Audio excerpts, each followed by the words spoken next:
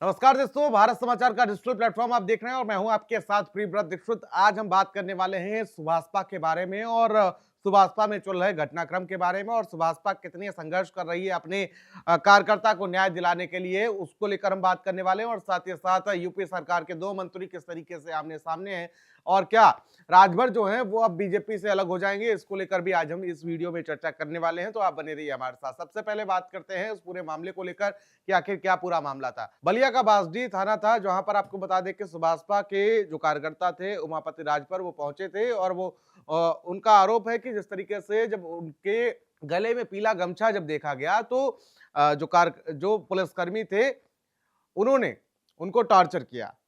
उन्होंने कहा कि नेता हो गए तुम अपने घर के, और फिर अच्छे से कुटाई कर दी, अच्छे से पट्टा लिया और पट्टा लेके उनकी जमकर पिटाई कर दी।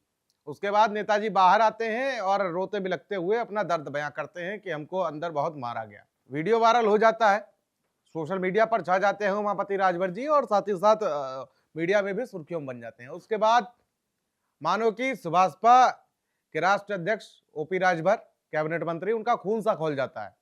उनके बेटे अरविंद राजभर, अरुण राजभर, दोनों का खून खोल जाता है कि भाई तुमने नेताजी का अपमान किया तो ठीक बात, लेकिन तुमने पीले गमछे का अपमान क्यों किया?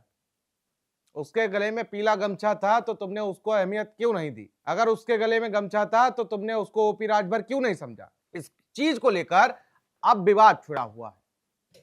अब विवाद इतना गहरा गया कि अब सुभाषपा बनाम बीजेपी हो गया। दोनों मंत्री हैं, दयाशंकर सिंह यूपी के परिवहन मंत्री हैं, ओपी राजभर को तो आप जानते ही होंगे, लगातार अपने बयानों को लेकर सुर्खियों में बने रहते हैं।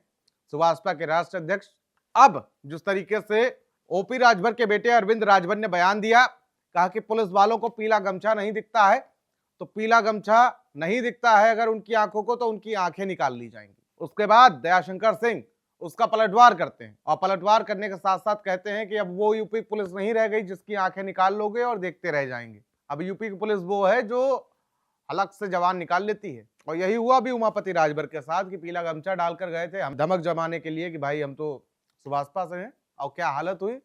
उसके बाद ठीक से वो अपना दर्द भी नहीं बयां कर पाए, ये स्थिति हो गई।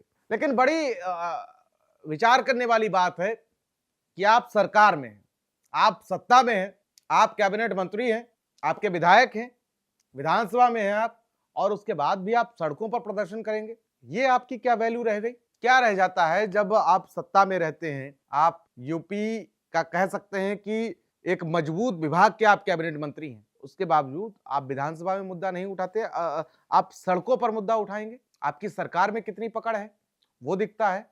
ओपी राजभर लगातार, अभी देखा होगा आपने, जैसे ही 24 का लोकसभा चुनाव का नतीजा आया था, कैसे वो बिफरे थे, कैसे वो धीरे से अमित शाह से मिलाए थे, कैसे खेमाबंदी भी हो रही थी, कैसे तमाम चीजें देखने को आई थी 24 के लोकसभा चुनाव के नतीजे के बाद। और ये कयास लगाए जा रहे थे कि जो राजभर हैं नीतीश कुमार बनेंगे, यानी कि पलट जाएंगे।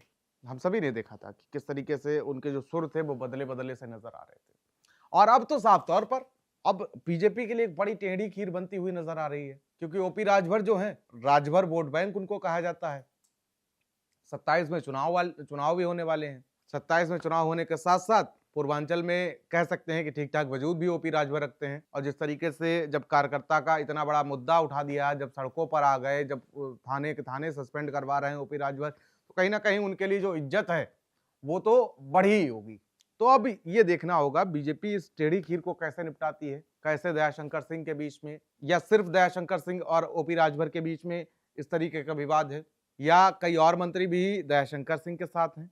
ये एक बड़ी चुनौती है बीजेपी के लिए, एनडीए के लिए, कि आखिर कैसे इस चीज को निपटा जाएगा। दूसरी तरफ अरविंद राजभर कह देते हैं, बीजेपी पर बड़ा तगड़ा हमला बोल देते हैं, कहते हैं कि बीजेपी जो है वो सिर्फ अपने कार्यकर्ताओं से मजदूरी करवाती है। जब सम्मान की बात होती है तो बीजेपी धरातल पर नहीं नजर आती है, लेकिन हम लड़ेंगे कार्यकर्ताओं के लिए। अब बीजेपी इसको कैसे देखती है, क्योंकि अब सीधे लड़ाई जो है वो आर पार की हो गई है, सीधे बीजेपी पर आरोप लग रहा है, जबकि आप एनडीए में साथ में हैं। अब इसको कैसे सुलझाया जाएगा? क्या 27 में ओपी राजभर की राह भी अलग हो जाएगी? ये भी देखने वाली बात होगी। साथ ही साथ ये जो सम्मान मोर्चा चल रहा है ओपी राजभर का, ये कब तक चलेगा? 27 की पटकथा कैसी लिखी जाएगी, ये भी देखने वाली बात होगी। आपको क्या लगता है, ओपी राजभर कितने बड़े नेता हैं? सुभाषपा के राजभरों के कितने बड़े नेता हैं? पूर्वांचल में इनका क्या वजूद है? हमको कमेंट बॉक्स में जरूर बताइएगा।